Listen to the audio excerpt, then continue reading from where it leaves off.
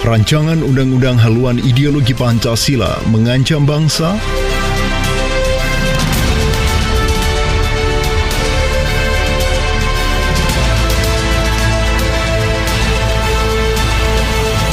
DPR kembali disorot setelah pengesahan Perpu Covid menjadi undang-undang Covid yang kontroversial.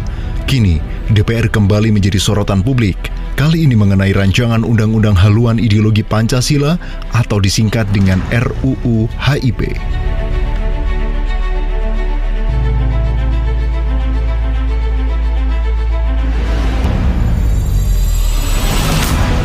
Tidak dicantumkannya TAP MPRS tentang pelarangan PKI sebagai konsider rancangan undang-undang haluan ideologi Pancasila dipertanyakan oleh banyak pihak. Apakah hal ini adalah bagian dari upaya menghidupkan kembali ajaran komunisme? Apakah ini artinya PKI dengan ideologi komunismenya sudah dianggap tidak lagi menjadi ancaman negara?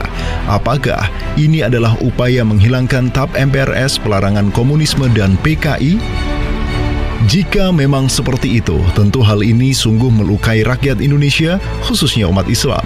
Karena umat Islam berkali-kali dijadikan korban dari kebengisan kaum komunis di Indonesia.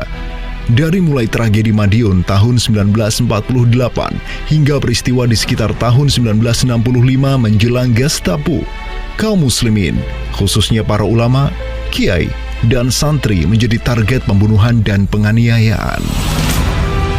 Rancangan undang-undang haluan ideologi Pancasila juga dinilai mengkudeta konstitusi negara ini. Bagaimana tidak?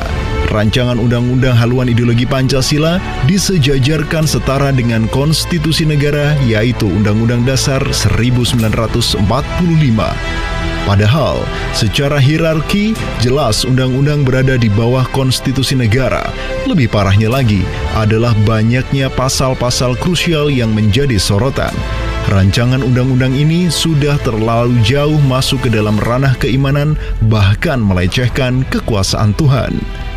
Bagaimana mungkin di antara ciri manusia Pancasila yang beriman dan bertakwa adalah harus menurut dasar kemanusiaan yang adil dan beradab?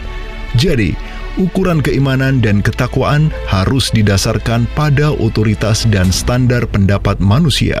Hal ini termaktub di dalam rancangan undang-undang pasal 12 ayat 3.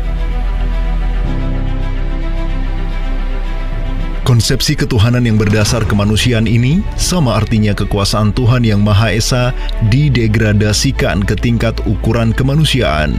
Hal ini adalah ancaman serius atas otoritas hukum Tuhan. Jika Tuhan saja tak lagi ditakuti, bagaimana negeri ini akan meraih berkah dan terhindar dari berbagai musibah? Lantas, ada apa di balik rancangan undang-undang ini? Di mana posisi agama? Benarkah agama dipinggirkan dan hendak digantikan oleh Pancasila? Dengan kata lain, rancangan undang-undang haluan ideologi Pancasila ini meminggirkan agama dan mengagamakan Pancasila?